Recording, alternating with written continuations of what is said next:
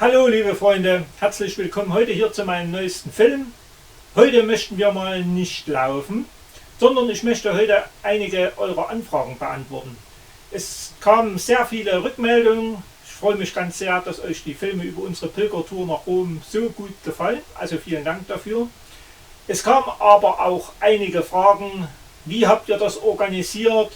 Wie habt ihr das mit den Schlafen gemacht? Habt ihr dort einen ganzen Packen Wanderkarten mitgeschleppt? Wie seid ihr gelaufen? All diese Dinge möchte ich euch in den nächsten Minuten beantworten und wünsche euch viel Spaß beim Anschauen.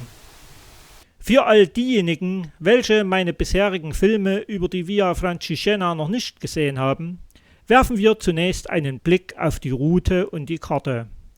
Die Via Francigena ist ein Pilgerweg, welcher von Canterbury nach Rom führt.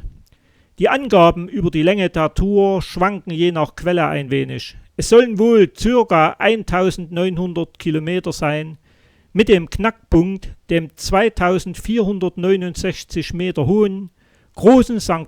Bernhard Pass, der über die Alpen führt. Wer unsere Filme jedoch kennt, der weiß, wir hatten uns für den 1100 Kilometer langen Abschnitt von Lausanne nach Rom entschieden. Und spätestens an dieser Stelle hatten auch wir damals, also 2015, bei der Planung und Vorbereitung der Tour die gleichen Fragen wie ihr. Was tun mit all diesen theoretischen Zahlen und Erkenntnissen? Zunächst die Probleme sortieren und nach Wichtigkeit einordnen. Als erstes also, was nimmt man eigentlich alles mit? Je nach Topografie des Wegesabschnittes benötigten wir schließlich zwischen 15 und 12 Kilo Gepäck pro Jahr.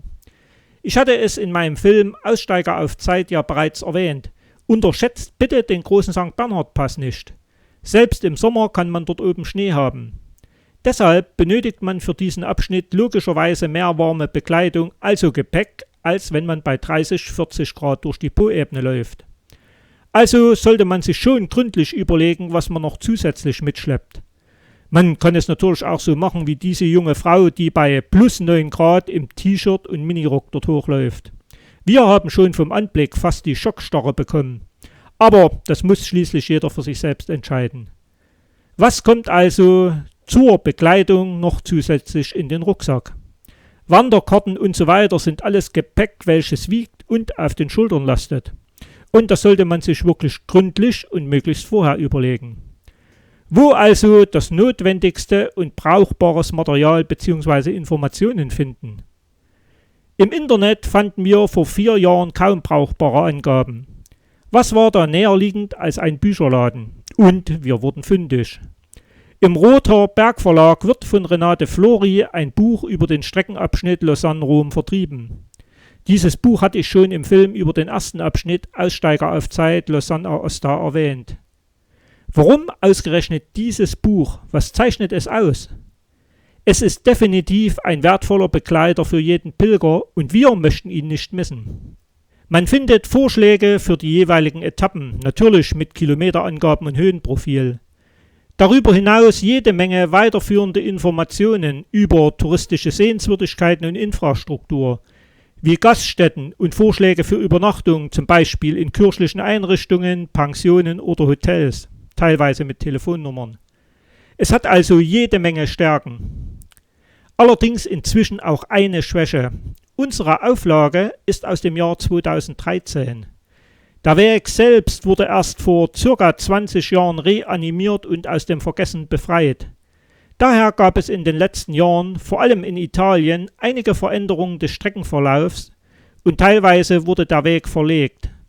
Spätestens hinter Pontremoli stimmt nicht mehr viel mit der Beschreibung im Buch überein. Villa Franca, im Buch noch erwähnt, wird beispielsweise inzwischen großräumig umgangen.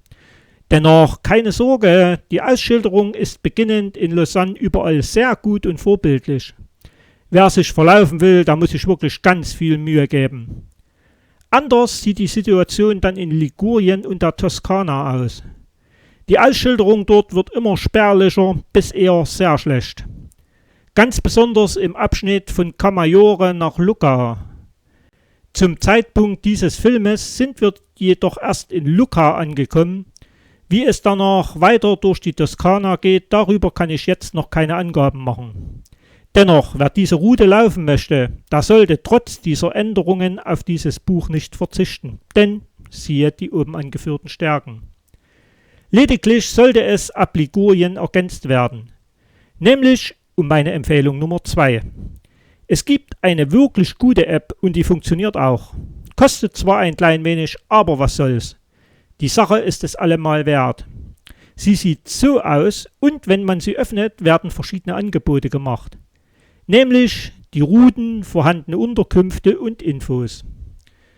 Schauen wir uns die Option Routen an.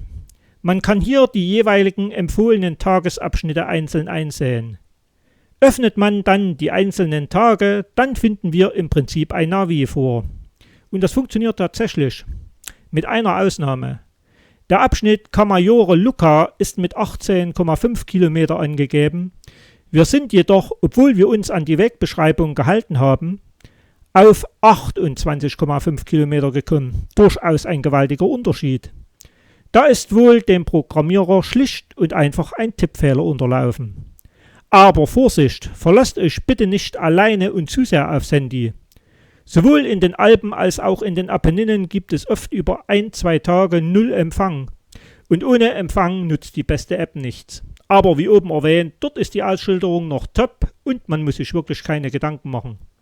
Die beginnen ab Ligurien und dort funktioniert sie wieder, die moderne Technik. Die nächste Problematik sind die Unterkünfte. Da überwiegen wohl die persönlichen Neigungen, wie und wo jeder übernachten möchte. Wir trafen ja verschiedene Pilger.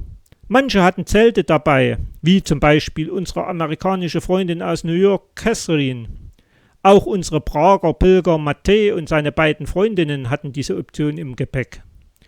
Wieder andere, wie zum Beispiel Catherine und Pierre aus Toulouse oder unsere italienischen Freunde um Gianni und Christian, bevorzugten feste Quartiere als Übernachtungen. Auch wir zogen Betten und warme Duschen unter einem Dach vor. Und wie sind wir vorgegangen?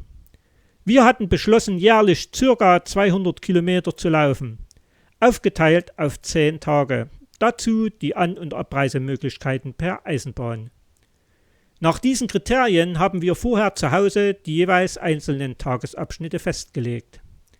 Damit war dann ja auch klar, wo wir Unterkünfte finden mussten.